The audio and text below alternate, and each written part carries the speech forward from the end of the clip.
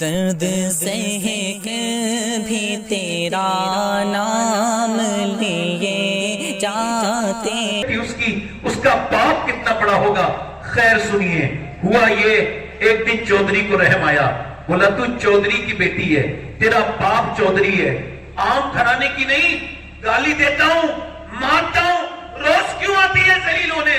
کہنے لگی بتاؤں چودھری، بات یہ ہے میں نمک حرام نہیں ہوں، نمک حلال ہوں، تیرا نمک کھاتی ہوں، تو جہنم میں جائے گا چودھری تو کیسے برداشت کروں گی. جو نماز نہیں پڑھے گا قیامت کے دن فرعون کے ساتھ کھڑا ہوگا، نمرود کے ساتھ کھڑا ہوگا. جس نے میرے نبی نے فرمایا جس نے ایک نماز چھوڑی وہ ہلاک ہو گیا، برباد ہو گیا. اور سن چودھری، جو بے نمازی مرے گا تو ساتوں سمندر کا بھی اگر پانی پی لے اس کی پیاس نہیں بجھے گی. جو اپنے اللہ کے سامنے جھکتا نہیں. اور چودھری پھر پھوٹ کے روئی. اور چودھری دوسری بات یہ ہے کہ اگر تو بے نمازی تو میرے بچے بھی بے نمازی، تو میں کیسے برداشت کروں گی کہ میرے بچے نماز نہ پڑھیں. اس نے نظر میں ہی ایسے بھلے سخن کہے، میں نے تو اس کے پاؤں میں سارا کلام رکھ دیا. اتنی میٹھی بولی کہ چودھری بولا لے آج صبح کو تم نہیں اٹھاؤ گی، میں تم کو صبح کو اٹھاؤں گا. چودھری نے اٹھا دیا. جب اٹھی تو پھر اس نے دیکھا اس کو کہتے ہیں مومنہ، اس کو کہتے ہیں نیک عورت. اور یہی ہم بھول چکے ہیں. کتنی پریشانی آئے، سجدہ نہیں کرتے. سجدے میں گئی، آج کی نماز تھوڑی الگ پڑ رہی تھی، سجدے میں جا کے بولی مالک تو بہترین قدردان ہے، تجھ کو پتا ہے کتنی تکلیف اٹھا کے یہاں تک آئی ہوں، کتنی پٹی ہوں، گالیاں کھائی ہیں. میرا آدمی آج جھک گیا ہے تو جھکانا میرا کام تھا، بنانا تیرا کام ہے. دل بدل دے میرے رب. ایسی روئی رو کے بولی مالک میں کمزور ہوں اور تو بے پناہ طاقتوں والا ہے. میرے لفظ بالکل پونے ہیں، بے اثر ہیں، تو مؤثر حقیقی ہے. اے میرے رب اپنا کرم کر دے، فضل کر دے. جب وہ روئی اللہ کی رحمتیں جوش میں آئی. چودھری کا دل بدلا کہ تہجد کی نماز بھی کبھی قضا نہیں ہوئی. پھر اس نے بڑی سی مسجد بنوائی، 100 نوکر نمازی، اس کی بیویاں پورے علاقے میں نماز کی لہر دوڑ گئی. ایک عورت نے پورے علاقے کو بدل دیا. اور جب دونوں کے درمیان اللہ نے اولاد دی تو کوئی عام بچہ نہیں تھا بلکہ قطب الاقطاب سلطان محمد باہو، جس کے بارے میں حضور مفتی اعظم ہند نے فرمایا تھا کہ پنجاب علاقے میں اتنا غوث الاعظم کا منظور نظر کوئی نہیں ہے اتنا سلطان باہو ہے، جس نے کہا تھا تسبیح پھری پر دل نہیں پھریاں، کی لینا تسبیح پڑھ کے ہوں، علم پڑھا پر ادب نہ سکھیاں، کی لینا علم نو پڑھ کے ہوں. جب ماں باپ نیک ہوتے ہیں تو بچے نیک نہیں بلکہ ولی بن کے پیدا ہوتے ہیں. نعرہ تکبیر، نعرہ رسالت، نعرہ غوثیت، مسلکی اعلیٰ حضرت علماء. بچے جلدی بولو، بچے ولی بن کے پیدا ہوتے ہیں. مگر میری طرف توجہ کریں، غور کریں، آپ سے کچھ باتیں کرنی تھی. فاروق بھائی کے والد صاحب کو اللہ ان کی مغفرت فرمائے. آمین. اصل میں زوال نعمت کے بعد قدر نعمت ہوتی ہے. جب کوئی چلا جائے تو انسان اس کو یاد کرتا ہے. میرے نبی کریم صلی اللہ علیہ وسلم سے عرض کی گئی یا رسول اللہ قیامت کب آئے گی؟ تو حضور نے فرمایا اللہ کے علم میں ہے. صحابی نے پھر پوچھا حضور قیامت کب آئے گی؟ حضور نے فرمایا اللہ کے علم. پھر پوچھا، دھیان سے سننا قیامت. تو حضور نے فرمایا جب لوگ اپنے ماں باپ کے ساتھ برا سلوک کریں گے تو قیامت. جلدی بولو، پورا مجمع سے آواز آنی چاہیے، قیامت. قیامت جب لوگ اپنے ماں باپ کے ساتھ، یعنی جب مائیں اپنے بچوں سے ڈرنے لگے، جب باپ بات کرتے وقت کانپے، تھرتھرائے کہ کئی جوان بیٹا ہو گیا میرے ساتھ بدتمیزی نہ کرنے لگے. شاہ احمد نورانی رحمت اللہ علیہ بہت بڑے بزرگ گزرے ہیں. لندن میں تقریر کر کے باہر نکلے، انگریز نے ان سے سوال کر دیا کہ آپ کے نے ماں کی مذمت میں تقریر کی ہے؟ جی.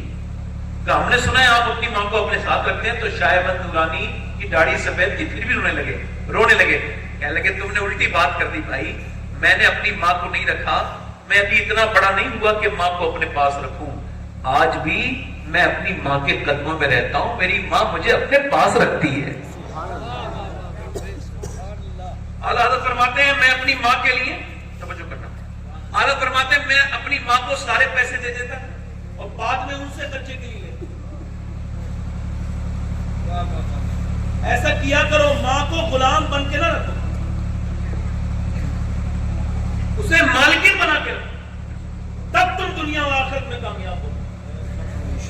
بیوی اگر راضی ہے تو دنیا اچھی ہے, اگر اماں راضی ہے تو آخرت اچھی ہے. کبھی معاملہ اتنا ہو جائے تو دھیان رکھنا, توجہ ہے کہ نہیں, سمجھ آ رہی ہے؟ ماں ہے, ہمیں طرف دیکھو, میں آپ کو بتا رہا ہوں امی عائشہ فرماتی ہے, توجہ کرنا, رو رہی تھی امی عائشہ, حضور آئے, عائشہ روتی کیوں ہاں؟ کہ حضور آج میں نے ماں دیکھی. کہ کیا دیکھا؟ کہ حضور ایک ماں تھی, وہ آئی, کہی میرے بچے بھوکے ہیں, تو میں نے 3 کھجوریں اس کو دے دی. کہتی 2 دن کے بھوکے میرے بچے ہیں. اس نے 1 کھجور بچے کو دی, دوسری دی, 3 ہی کھجور تھی, اس نے تیسری کھجور خود کھانا چاہی. بچے اپنی کو کمپلیٹ کر کے کھا کے ماں کی طرف دیکھنے لگے, تو ماں نے منہ سے کھجور نکالی اور اپنے بچے کے منہ میں دے دی. اور حضور اس کے مسکراہٹ آئی, اس نے افسوس نہیں کیا. تو میں دیکھنے لگی کہ ماں کے دل میں اللہ نے کتنی محبت رکھی ہے بچوں سے. لوگ کہتے ہیں, ایک صاحب نے مجھ سے کہا آپ نے اپنی امی کو حج کرایا. میں نے کہا تم بے وجہ کی بات کرتے ہیں, میری ماں کی دعاؤں سے تو میں حج کرنے جاتا ہوں, میں اس لائق تو نہیں کہ اپنی امی کو حج کراؤں. مالک بن دینار کہتے ہیں میں حج کرنے گیا تھا, میں اپنا سر مڑا کے, یہ آخری سٹیپ ہوتا ہے, آخری ارکان ہوتا ہے سر مڑانا, حلق کرانا حج میں. کہتے دعا کر رہا تھا نہا کے, نئے کپڑے پہن کے, اللہ میرا حج قبول کر لے. مینا کی وادیوں میں, اللہ میرا حج قبول کر لے, یا اللہ میرا حج قبول کر لے. کہتے میں سو گیا تو مجھے خواب میں نہاتے ہوئے غیب سے آواز آئی, اللہ نے ساروں کے حج قبول کیے مگر محمد بن ہارون بلخی کا اللہ نے حج قبول نہیں کیا. کہتے کوئی بلخ دور تو نہیں تھا نا, میرے قریب تھے بلخی لوگ, ان کے خیمے تھے. میں نے جا کے پوچھا کوئی ہارون بلخی کو جانتا ہے؟ بڑے دھیان سے سنیے گا, ہلیے جلیے گا نہیں, کیا ہارون بلخی کو جانتے ہیں؟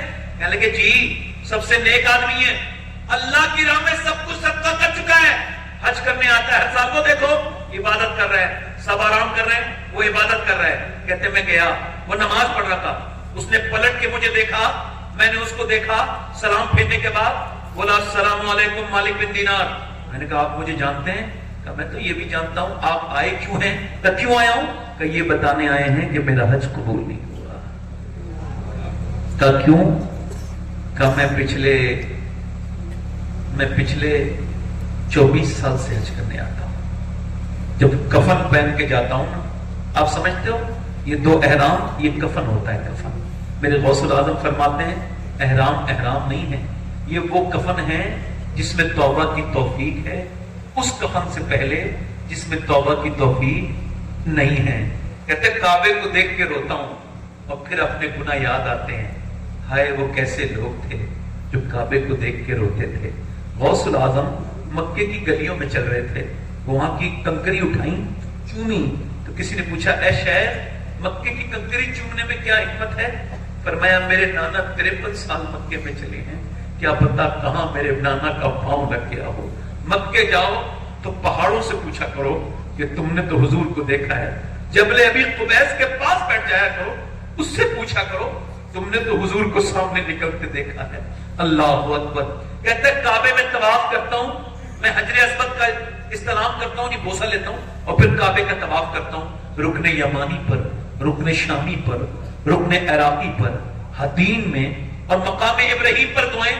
پھر میں صفا مروہ کرتا ہوں, دوڑتا ہوں, اور پھر چلا جاتا ہوں 8ویں ذی الحجہ کو احرام باندھ کے چلا جاتا ہوں مینا کے کیمپوں میں دعا کرتا ہوں, روتا ہوں, وہاں سنت ہے. پھر وہاں سے صبح فجر کی نماز کے بعد جاتا ہوں وہاں جہاں حضرت آدم علیہ السلام کی دعا قبول ہوئی, عرفات کے میدان, وہاں جائے بغیر آدمی حاجی نہیں ہو سکتا. وہاں جا کے کہتے ہیں, وہاں جا کے پھر میں نا وہاں پہ دعا کرتا ہوں, اور وہاں بغیر کسی کپڑے کے آدمی دعا کرتا ہے, سر پہ کوئی کپڑا نہیں ہوتا, دھوپ بڑی سخت ہوتی ہے. ایک مرتبہ جب 2017 میں حج ہو گیا تو میں نے دیکھا لوگوں نے جب دعا مانگی نا تو لوگوں کو تقریباً آدھا گھنٹے میں چکر آنے لگے. پھر دوسری مرتبہ جب دعا مانگی, دوسری بار حج پہ گیا تو 19 میں تو لوگوں نے 45 منٹ دعا مانگی, ان کو چکر آنے لگے. مگر حضرت ابو ہریرہ کہتے ہیں جب میرے اور آپ کے رسول, ہمارے آقا, ہماری جانوں کے مالک ہمارے سرکار جب گئے آخری حج کرنے تو دونوں ہاتھ اٹھا کے دعا مانگی اور مانگتے مانگتے روئے تو اپنے ہاتھوں سے اپنے سینے کو ریلیکس کرنے لگے اور ایک ہی دعا مانگ رہے تھے، یا اللہ میری امت کو بخش دے. اور حضرت ابو ہریرہ کہتے ہیں یہ دعا تقریباً 6 گھنٹے چلی. دھوپ میں میرے نبی نے اس امت کو یاد کیا. آج تم اپنے گھروں میں اس نبی کو یاد نہیں کرتے. اور توجہ کرو، وہ کہتے ہیں میں دعا کرتا ہوں عرفات میں خوب عصر پڑھ کے مزدلفہ چلا جاتا ہوں. مزدلفہ سے میں کنکری بیٹھتا ہوں اور کنکری بیٹھنے کے بعد میں رمی کرنے جاتا ہوں جمرات پر، یعنی وہ کنکری مارنے رمی کرنے. کہتے کنکری مار کے کعبے جاتا ہوں، طواف کرتا ہوں، صحیح کرتا ہوں، آگ کے جانور قربان کرتا ہوں، بال اڑاتا ہوں، حلق کراتا ہوں اور پھر نماز پڑھ رہا ہوتا ہوں نئے کپڑے پہن کے. تو کوئی اللہ کا ولی آتا ہے اور آ کے کہتا ہے اللہ نے تیرا حج قبول نہیں کیا. کہا کیوں؟ کہ میری ماں مجھ سے ناراض مر گئی. میں شراب پیتا تھا جوانی میں، غلط دوست مل گئے.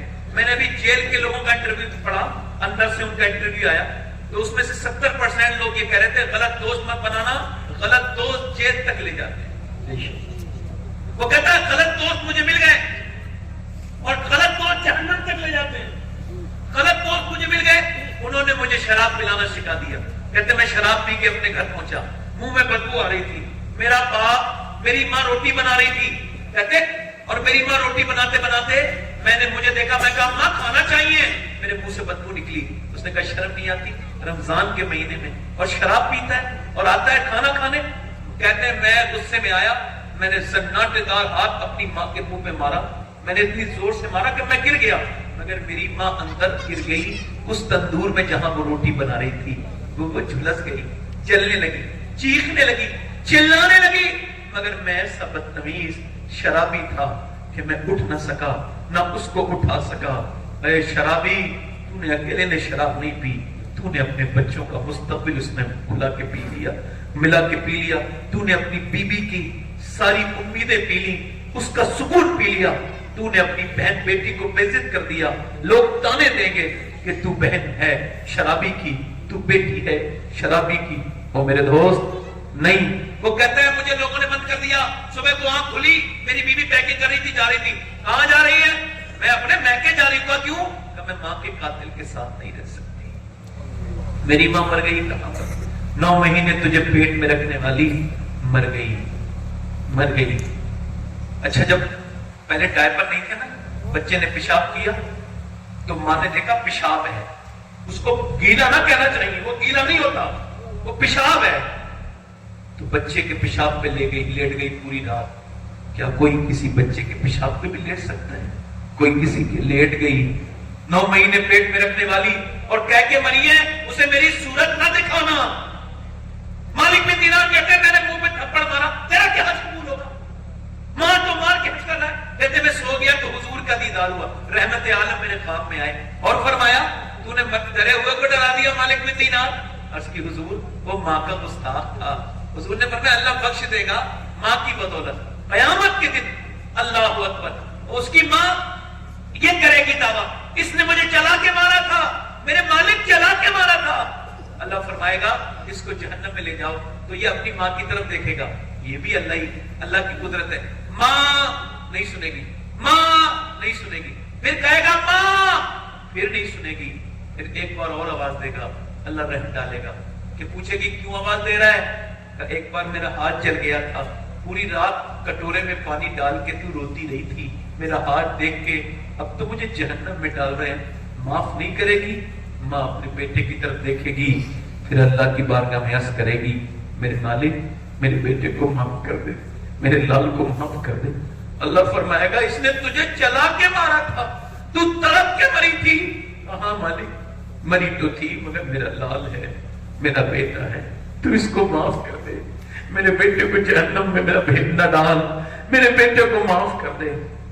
میں کہتا ہوں بڑی آوازیں سننے ملیں گی زندگی میں، مگر اگر ماں کا لہجہ خاموش ہو جائے تو پھر ایسی کوئی آواز دنیا میں نہیں جو ماں کی آواز کی طرح ہو. کبھی ماں کی قدر کیا کرو، باپ زندہ ہے اس کی قدر کیا کرو. میں تو یہ نہیں بتا سکتا آپ کو کون سے پیر کی کتنی دعا قبول ہوگی. میں یہ جانتا ہوں किसी पीर के हाथ में चूमने में इतना मजा नहीं जितना माँ के हाथ चूमने में मजा है। किसी पीर के पांव दबाने में उतना मजा नहीं जितने बाप के पांव दबाने में मजा है। मुझे नहीं खबर कि आप पीर को 10-15 हजार रुपए दे दें तो उसकी दुआ आपके लिए संजीदा होगी या गैर संजीदा होगी, इखलास के साथ होगी भी कि नहीं होगी, उसको याद रहेगा भी नहीं रहेगा, या कबूल होगी कि नहीं होगी, ये मुझे कोई गारंटी नहीं, मगर मैं गारंटी से कहता हूं अगर माँ बाप दुआ करें तो मेरे नबी फरमाते हैं ऐसे कबूल होती है जैसे नबियों की दुआएं उम्मतियों के हक में कबूल मां से दुआएं लो। मेरी तकरीर बस खत्म हो रही है, बस मां से दुआएं लो। बाप जिंदा है तो बाप की कदर, बाप नहीं होगा रोया करेंगे, बाप दूसरा नहीं मिलेगा, न मां दूसरी मिलेगी। अपने रब के सामने ये ख्याल करो, मेरी बेटियों मेरी बहनों, आप भी इस मिजाज को अपने अंदर रखो कि इंशाअल्लाह हाथ उठा के बताओ माँ बाप की कदर करेंगे इंशाअल्लाह। अच्छा, एक आखिरी बात यह है कि बाबा फरीदुद्दीन को जानते हो? बाबा फरीदुद्दीन, इधर देखो, बाबा वो फरमाते हैं अपने बाप का तलवा चूमना बगैर किसी कपड़े के मेरे नजदीक 7 साल की इबादत से ज्यादा बेहतर है। अल्लाह ताला आप सबको सलामत रखे, बरकरामत रखे। इंशाअल्लाह इरादा कीजिए, नमाज पढ़ेंगे, दोनों हाथ उठा के बोलो इंशाअल्लाह। नमाज की पाबंदी करेंगे, दोनों हाथ उठा के बोलो इंशाअल्लाह। अपनी बहन बेटी को पर्दे के लिए कहेंगे इंशाअल्लाह, दोनों हाथ उठा के बोलो। पर्दे के लिए जरूरी बात यही है कि पर्दा करवाएं, और अपनी बहन बेटियों को आखिरी बात यही है कि अपने अंदर ये मिजाज पैदा करें। और अल्लाह ताला आपको सलामत रखे। चूंकि मैं मेजबान हूँ और मेरे मेहमान कोई और नहीं, और मैंने 1 घंटा का जो बात की हो गया, मैं नात के सब तो बस यही उम्मीद करता हूँ। अच्छा, मैं जा रहा हूँ मदीना शरीफ 1 दिन के बाद, आप सबका सलाम पेश करूँ इंशाअल्लाह। मगर आप पहले नमाज का वादा करें, दोनों हाथ उठा के बोलो, नमाज पढ़ेंगे इंशाअल्लाह, अपनी बहन बेटी को पर्दे के लिए कहेंगे इंशाअल्लाह। अल्लाह ताला आप सबको सलामत रखे, बरकरामत रखे, खुशियां अता फरमाए, बरकतें अता करे। कोई एक शख्स भी उठेगा नहीं। हमने असद भाई को बुलाया, असद इकबाल साहब हिंदुस्तान के सबसे बड़े शायर हैं इस वक्त बगैर किसी इख्तिलाफ के, तो माशाअल्लाह असद भाई हैं, पुराने भी हैं और मकबूल भी हैं और आला हजरत की बारगाह के मकबूल हैं।